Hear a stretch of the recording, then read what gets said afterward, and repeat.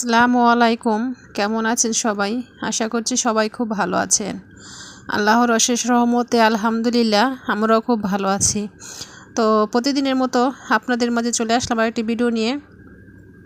তো দেখেন সকালবেলা কিন্তু আব্দুল্লাহ চলে আসছিল আমাদের ঘরে। তো আমিও কিন্তু সকালের নাস্তাটা বানাইতেছি। তো ও আমার আরব আইয়ুবকে পেয়ে এত খুশি হয়েছে সে, এরকম খেলাধুলা করতেছে, চিল্লাচিল্লি করতেছে। তো ওর মা কিন্তু ওকে ডাকতেছে যাওয়ার জন্য, সে যাবে না। তো কিন্তু আমাদের বাচ্চাদেরকে পাইলে কিন্তু সে অনেক আনন্দ করে আর কি। তো একসাথে ছোট বাচ্চা, তো ওরা খুব একসাথে খেলাধুলা করে। তো এখানে আমি সকালে নাস্তাটা বানাইতেছি। আর সকালের নাস্তা বানানোর পরে কিন্তু আজকে আমার প্রচুর পরিমাণে কাজ আছে, যেহেতু এই ঘর থেকে ওই ঘরে যাইতে হবে। তো আস্তে আস্তে কিন্তু আমার কাজগুলো সব গুছায় রাখতে হবে, গুছায় নিতে হবে। তো সকালের নাস্তাটা খাওয়ার পরে দেখি ওর বাবা কিন্তু মুরগি নিয়ে আসছে। তো ওইগুলো কিন্তু কাটতে হবে, কাইটে তারপরে ওইগুলো রান্না করতে হবে। তো সকালের নাস্তাটা করি আজকে।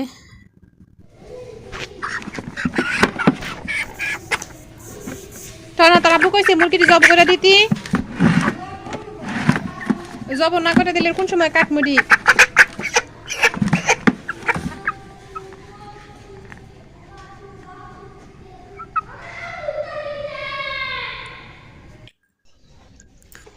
তো এইখানে মুরগিগুলো কাইটা দেখেন আমি সুন্দর মতো কাটবো, কাইটা তারপরে ধুইয়া দেয় পরিষ্কার করতে হবে। তো যে বললাম যেহেতু আমার অনেক কাজ, তো আজকে কিন্তু অনেক কয়েকদিন ধরে অনেক শরীরের উপর দিয়ে অনেক প্রেশার যেতেছে, কারণ অনেক কাজগুলোই আমার করতে হয়। তো সব কাজ কিন্তু আর দেখানো সম্ভব না।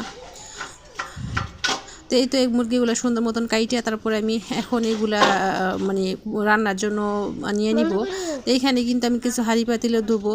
তো ওইগুলো আমি সুন্দর, যেহেতু রোদ্র উঠছে, তো এইগুলো কিন্তু আমার সুন্দর মতো ধুতে হবে।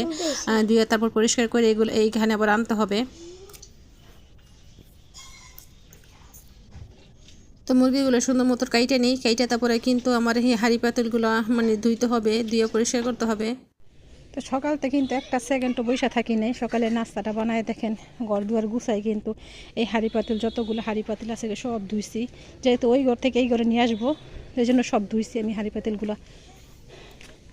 যে উপরও আছে, আবার নিচেও কিছু দিছি, যেহেতু এখানে যে জায়গা হয় নাই দেখে নিচে কিছু দিছি।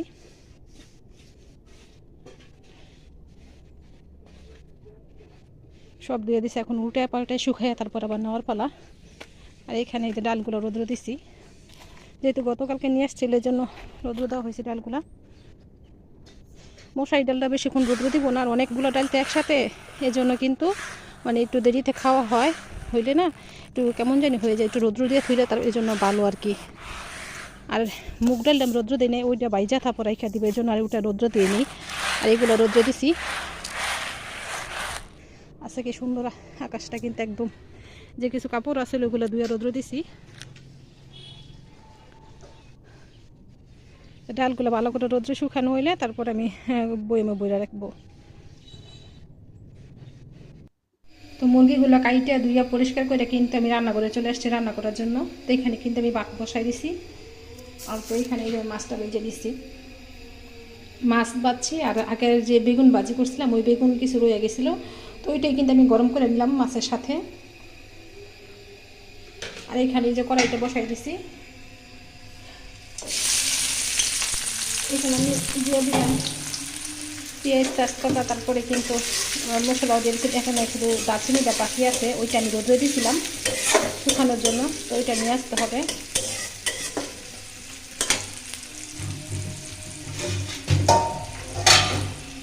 আর এখানে এই যে মুরগির চামড়াটা কিন্তু আজকে আমি নিয়েছি, সুন্দর মতন বাইসা পরিষ্কার করে নিয়েছি চামড়া। তারপরে কিছু মাংস আর কি দিয়েছি বাচ্চাদের জন্য, যেহেতু বাচ্চারা চামড়াটা খায় না। চামড়াটা কিন্তু আমার অনেক পছন্দ, সবসময় লই না,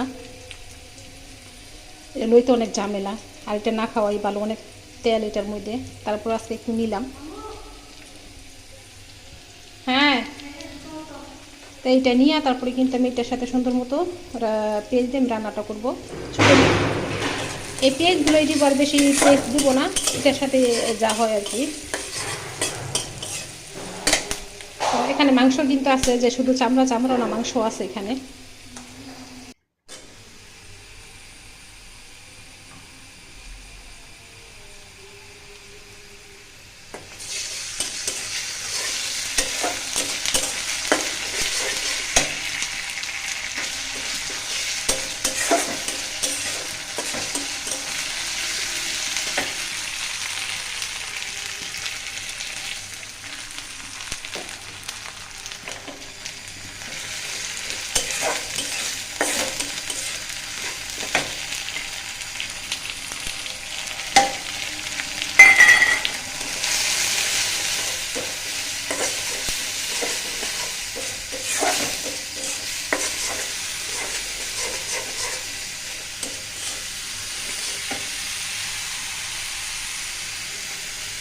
পানিটা দিয়ে দিলাম।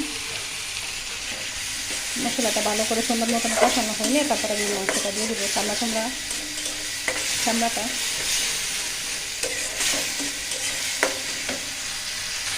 আমার মশলাটা কিন্তু ভালো করে কষানো হয়ে গেছে, তেল উঠে গেছে। যেহেতু আমি তেলের পরিমাণটা একটু কম দিয়েছি, কারণ চামড়া থেকে কিন্তু তেল উঠবো, এই জন্য আমি একটু তেলের পরিমাণটা কমে দিচ্ছি। সেগুলো এখন দিয়ে দিব।